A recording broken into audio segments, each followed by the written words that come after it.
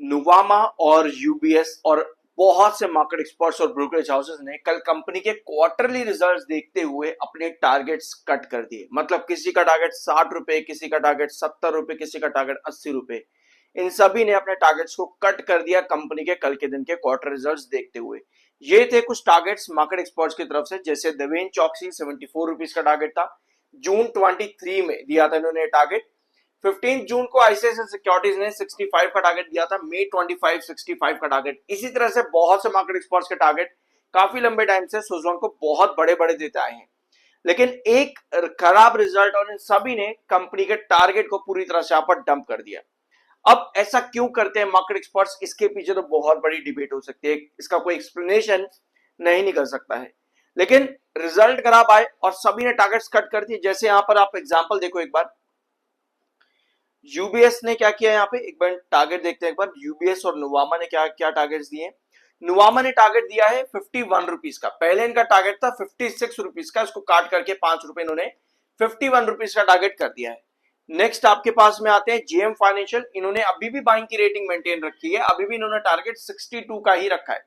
ठीक है, तो कुछ मार्केट एक्सपर्ट जैसे कि यूबीएस एंड ऑल, इन्होंने टारगेट्स कट किए हैं, कुछ मार्केट एक्सपर्ट्स ने टारगेट अभी भी काफी ज्यादा हाई रखे हैं। अब इस सब चीज से हम क्या कंक्लूड कर सकते हैं, ये इंपॉर्टेंट है। कंपनी क्या कह रही है, कल के दिन कंपनी ने रिजल्ट दिए, बहुत अच्छा परफॉर्मेंस नहीं है, बिल्कुल भी कंपनी का परफॉर्मेंस काफी ज्यादा वीक देखने को मिला। कंपनी कह रही है कि मिडल ईस्ट की टेंशन की वजह से हमारा परफॉर्मेंस वीक रहा, क्योंकि हम काफी सारे ऑर्डर डिस्पैच नहीं कर पाए इस वजह से। अब अगर कंपनी इस क्वार्टर वन में अपने ऑर्डर्स डिस्पैच नहीं कर पाई, तो कंपनी कह रही है हमारा सेकंड हाफ अच्छा रहेगा। ध्यान से सुनना, कंपनी का कहना है कि हमारा सेकंड हाफ अच्छा रहेगा। नोट करो इस पॉइंट को, यहां पे इधर, हाँ यहाँ पे, solutions provider Suzlon Energy Limited, even as the management is guiding for the second half of the year to be stronger in comparison to the first half। यानी कि अभी जून का क्वार्टर दिया है, शायद सितंबर क्वार्टर भी इसी तरह से देखने को मिले एज पर कंपनी के मैनेजमेंट की तरफ से, वेयर एज सितंबर के बाद दिसंबर और फिर मार्च क्वार्टर, ये दो क्वार्टर कंपनी का कहना है कि हमारे अच्छे देखने को मिलेंगे। अभी फर्स्ट हाफ जो हमारा है वो वीक ही रहेगा, ये कहना है कंपनी के मैनेजमेंट की तरफ से, जिसकी वजह से कल के दिन स्टॉक में गिरावट थी। इनफैक्ट आज भी स्टॉक गिरावट पर ही ओपन हुआ था। ठीक है, और साथ में company Suzlon energy flagged 10 to 20% of deliveries, 10 से 20% डिलीवरी कंपनी की डिले हुई यहाँ पर जियोपॉलिटिकल डिसरप्शन, यानी कि वेस्ट एशिया या फिर मिडल ईस्ट की टेंशन की वजह से कंपनी का क्वार्टरली रिजल्ट्स काफी ज्यादा खराब रहा। ऑल्दो कंपनी कह रही है कि कमिंग क्वार्टर में हम इसको रिकवर करेंगे, दैट मींस कि जो डिले ऑफ प्रोजेक्ट्स यानी कि डिले ऑफ डिलीवरीज कंपनी का हुआ, इसको कंपनी आने वाले क्वार्टर यानी क्वार्टर 2 में स्ट्रॉन्ग करेगी, ये कंपनी कह रही है। साथ में कंपनी ये भी कह रही है कि सेकंड हाफ यानी कि दिसंबर और मार्च क्वार्टर में हम अपना जो नंबर है उसको बढ़ाएंगे, ये भी कंपनी का कहना है। लेकिन जरूरी बात यह है कि अगर मिडिल ईस्ट की टेंशन की वजह से कंपनी के एक क्वार्टर पर इतना इफेक्ट पड़ा है, इतना इंपैक्ट पड़ा अगर एक क्वार्टर की वजह से, तो क्या ये अगर मिडिल ईस्ट की टेंशन आने वाले पूरे 2026 के अंदर यानी पूरे फाइनेंशियल 27 तक अगर इसी तरह चलती रहती है, तो क्या इसी तरह का डिस्ट्रप्शन और देखने को मिल सकता है? ये एक बड़ा सवाल यहां पर बन जाता है सुजलॉन एनर्जी लिमिटेड में। इनफैक्ट ये सुजलॉन एनर्जी लिमिटेड ही नहीं है, इनफैक्ट बहुत सी कंपनीज मार्केट में इस परेशानी से जूझ रही है इस समय, स्पेशली आपकी petroleum, oil, natural gas, power energy companies इस सवाल से जूझ रही है कि क्या ही मिडिल ईस्ट की टेंशन इसी तरह से पूरे साल 2026 में एक्सकेलेट करेगी। तो ये देखने वाली बात होगी। मार्केट एक्सपर्ट्स ने टारगेट तो यहां पर कट कर दिए, साथ में कंपनी का एबिटा भी ड्रॉप किया, और बाकी केपेक्स एस्टिमेट्स जो थे वो भी कंपनी के यहां पर ड्रॉप कर गए हैं। ऑलराइट, और देवको इन्वेस्टमेंट में कंपनी 500 करोड़ का इन्वेस्ट कर रही है, which does not include the 500 crore investment towards देवको। ऑलराइट, केपेक्स प्लान कंपनी का यहां पर 700 करोड़ के आसपास रहेगा, और बाकी जो कंपनी ने इन्वेस्टमेंट किया उसमें 500 करोड़ कंपनी बता रही है देवको में इन्वेस्ट नहीं करेंगे। यानी सुजलॉन एनर्जी लिमिटेड का डेवलपमेंट कंपनी के बारे में कंपनी ने इंफॉर्मेशन दी थी आज से लगभग 2-4 महीने पहले, उसके बारे में ही कंपनी ने यहाँ पर मेंशन किया है। ठीक है, ये थे कंपनी के रिजल्ट्स कल के दिन। आधा हो गया कंपनी का रिवेन्यू ग्रोथ। अब बहुत से कमेंट्स थे आप व्यूअर्स के, बहुत से कमेंट थे। किसी का कमेंट था जब कंपनी का अच्छे रिजल्ट आ गए तब कौन सा बढ़ गया। देखो, इस तरह के जो आपके सवाल होते हैं, मेरा हमेशा आपके से एक जवाब यही रहता है कि ऐसा सवाल करने से पहले, ऐसी बातें बोलने से पहले कंपनी में उठ करके खुद से देखना शुरू करो। कल जो मैंने आप लोगों के साथ डिस्कस किया था रिजल्ट कंपनी का, वहां पर हमने ये डिस्कस किया कंपनी के रिजल्ट काफी वीक आए हैं।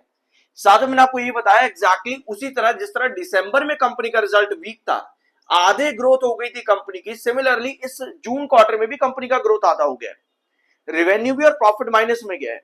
ठीक है, तो ऐसा नहीं है कि कंपनी रेगुलर बेसिस पर यहां पर बढ़िया रिजल्ट दे रही है।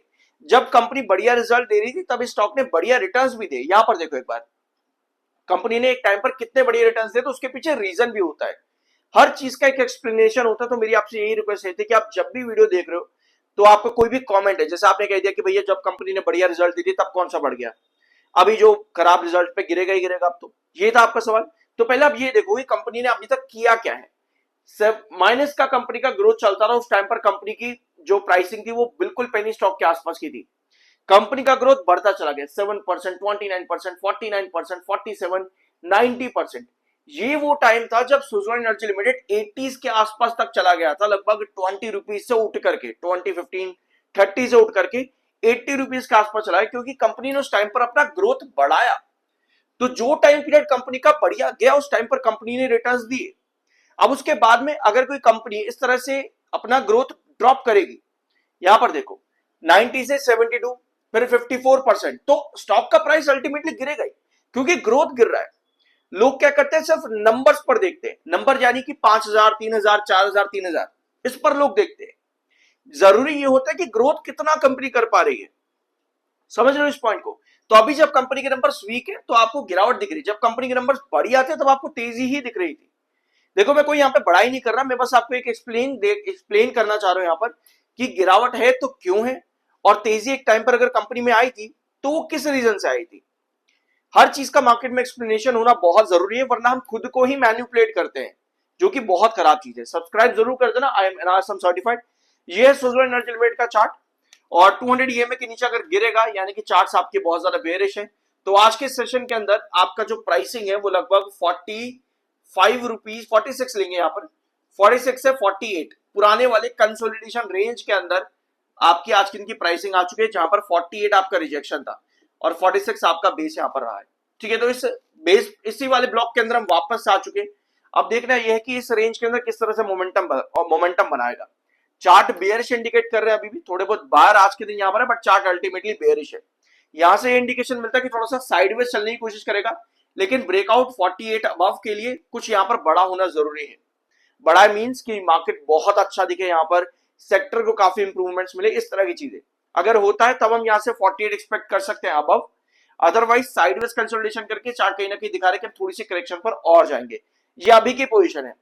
तो इस समय जो कंपनी ने बताया कि Q1 हमारा खराब क्यों गया है, मिडल ईस्ट की टेंशन की वजह से, दैट मींस कि वही चीजें इंप्रूव होने की जरूरत है, ताकि कंपनी के ऑर्डर्स और डिलीवरीज वापस से बढ़े, स्पेशली कमिंग क्वार्टर के अंदर यानी कि सितंबर क्वार्टर में। क्योंकि अगर यही सिचुएशन इस तरह से एक्सकेलेट करी तो कंपनी का फिर वही जवाब आएगा कि भैया मिडिल ईस्ट की टेंशन की वजह से हमारी जो डिलीवरीज थी वो डिसरप्ट हुई और हमारे नंबर्स वीक आए हैं। सो ये थे कंपनी का रिजल्ट्स का एक्सप्लेनेशन, और मैं यही चाहता हूं कि आप व्यूअर्स एज अ व्यूअर्स कुछ भी कह रहे हो कमेंट बॉक्स में उसका एक्सप्लेनेशन जरूर दिया करो, ताकि ज्यादा से ज्यादा हम समझदार इन्वेस्टर बने। कुछ नया जानने को मिला, सब्सक्राइब करना, मिलता अगले वीडियो में।